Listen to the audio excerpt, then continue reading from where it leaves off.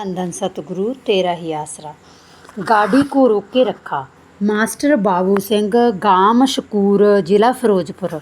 दिनांक 28 फरवरी 1992 को मैंने अपने परिवार सहित श्री मुक्तसर साहब से गांव फिरोजपुर जाना था।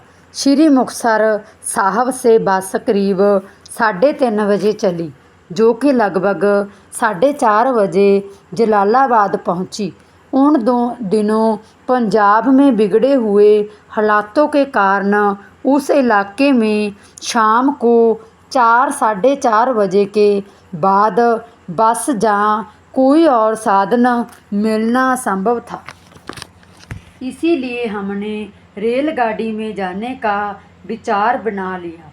जलालाबाद से फिरोजपुर को जाने वाली गाड़ी भी करीब 4:30 बजे ही चला करती थी। जब हमारी बस जलालाबाद के रेलवे फाटक पर पहुंची तो रेलगाड़ी भी रेलवे स्टेशन पर पहुंच गई। अगली बस तो मिलनी ही नहीं थी, इसीलिए हम रेलवे फाटक पर उतर गए और गाड़ी पकड़ने के लिए दौड़ना शुरू कर दिया। हम अभी फाटक से रेलवे स्टेशन की तरफ बीच की दूरी करीब 1 किलोमीटर की थी। थोड़ी दूर तक ही भागे थे कि इंजन ने सीटी मार दी। मैंने और तेज़ी से दौड़ना शुरू कर दिया, परंतु परिवार वाले काफ़ी पीछे रह गए। मैंने उन्हें भी तेज़ दौड़ने के लिए कहा, लेकिन वे कितना दौड़ते। बात यह थी कि गाड़ी छूट जाने पर हमारे लिए बहुत भारी मुश्किल खड़ी हो जाती, क्योंकि उसके बाद ना तो कोई बस आ जानी थी और ना ही किसी रेलगाड़ी का कोई समय निर्धारित था। जलालाबाद में हमारी जान पहचान का मित्र दोस्त कोई नहीं था जिनके यहाँ रहकर रात काट लेते। इसीलिए हमारी यही कोशिश थी कि अगर किसी तरह रेलगाड़ी मिल जाए तो ठीक है। इतने में इंजन से दूसरी सीटी दे दी। भाव गार्ड ने भी सीटी बजा दी। मैंने और तेज़ी से दौड़ना शुरू कर दिया और बच्चों को भी कहा कि वे भी तेज़ दौड़े, परंतु गाड़ी पकड़ना बिल्कुल ही असंभव था और कोई रास्ता ना देखकर मैंने अपने प्यारे सतगुरु जी के पवित्र चरणों में सच्चे हृदय से धन धन सतगुरु तेरा ही आसरा का नारा बोलकर यह अर्ज की कि अच्छा पिताजी, जैसा आप जी को मंजूर है। इसके साथ ही अपनी कोशिश और तेज कर दी। दूसरे ही पल मैंने इस बात का बहुत भारी पछतावा किया कि मुझे इस मामूली सी बात के लिए अपने मुर्शिद को अरदास नहीं करनी चाहिए थी और नारा नहीं बोलना चाहिए था। मैं अंदर से अपने आप को बराबर कोस रहा था।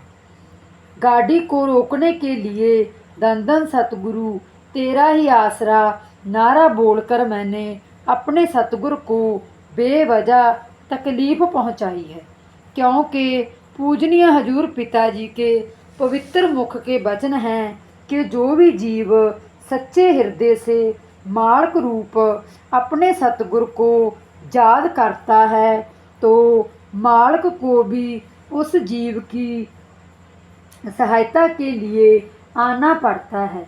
वह जीव कहाँ भी हो, मालक को याद करने की ही देर थी कि सर्वसमर्थ दातार जी खुद पीछे से एक साइकिल सवार के रूप में आए और मुझे यह कहकर रेलवे प्लेटफार्म की ओर बढ़ गए कि आप लोग आराम से आएं, हम जाकर गाड़ी को रुकवाते हैं। गाड़ी पहले ही कुछ लेट थी और पल पल और लेट होते देखकर ड्राइवर गाड़ी के गार्ड की अनुमति लेने के उद्देश्य से हॉर्न पर हॉर्न बजा रहा था। इधर गाड़ी से ना कोई माल उतारा जा रहा था, ना कोई चढ़ाया जा रहा था। फिर भी गार्ड साहब चाहते हुए भी हाथ में पकड़ी हुई हरी झंडी को हिलाकर गाड़ी चलने की अनुमति नहीं दे पा रहा था। लोग भी हैरान थे और कुछ लोग इस बात से खफा भी हुए कि गाड़ी को बिना किसी कारण से यहाँ पर क्यों रोक के रखा है। वास्तव में बात यह थी कि कुल मालिक की महान अज्ञात शक्ति ने मोनो गार्ड के हाथ से झंडी लेकर खुद अपने पवित्र कर कमलों में ले ली हो। अभी भी काफ़ी फासला बीच में था। इंजन की सीटी सुनकर उसने और तेज भागना शुरू कर दिया। मैं तो लगभग प्लेटफॉर्म तक पहुंच चुका था। गाड़ी को खड़ी देखकर मुझे तो विश्वास था कि मैं तो चढ़ सकता हूँ, परंतु बच्चे नहीं चढ़ पाएंगे क्योंकि वे अभी भी बहुत पीछे रह गए थे। उन्हें किसी भी हालत में गाड़ी नहीं मिल सकती क्योंकि गाड़ी तो चलने के लिए बिल्कुल तैयार खड़ी है। इतने में सामने से एक स्कूटर सवार आया। उसके साथ पिछली सीट पर एक और भाई भी बैठा हुआ था। उसने मुझसे कहा कि जल्दी करें, गाड़ी आपका इंतज़ार कर रही है। इस पर मैंने उनसे नम्रता से कहा कि मैं तो अब लगभग प्लेटफार्म पर ही पहुंच गया हूं, लेकिन बच्चे अभी काफ़ी पीछे आ रहे हैं। अगर आप उनकी मदद कर दें और उन्हें स्कूटर पर चढ़ा लें तो आपकी बहुत मेहरबानी होगी। उस स्कूटर सवार भाई के अंदर बैठकर ही पूजनीय हजूर पिताजी ने सभ्य काम किया। उसने अपने साथी को वहीं पर ही उतार दिया और मेरे बच्चों को बैठाकर प्लेटफार्म पर ले आया। इतने में मैं खुद भी दौड़कर गाड़ी तक पहुंच गया।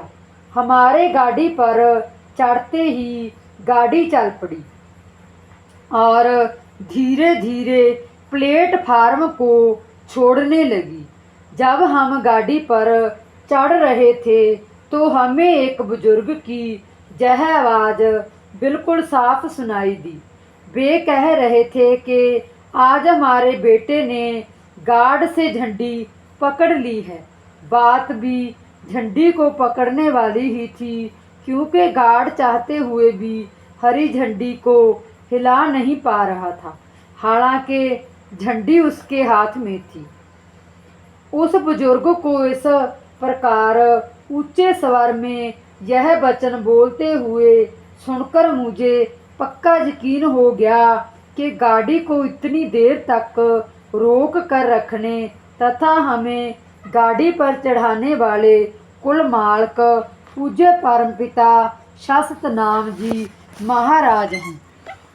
संत महापुरुषों के जय वचन 100% सच हैं कि जब भी कोई प्रेमी भक्त सच्चे हृदय से अपने सतगुरु को याद करता है तो घट घट के जाननहार तुरंत उस जीव की मदद के लिए पहुंच जाते हैं। चाहे सतगुरु का वह प्यारा जीव सच्चा प्रेमी कहीं पर भी है, मालिक सतगुरु दाता अपने निज स्वरूप में उसे इसी प्रकार अपनी रहमत का सहारा देकर एहसास करवा देता है कि भाई हम हर समय अपने जीव के साथ रहते हैं। धन धन सतगुरु तेरा ही आसरा।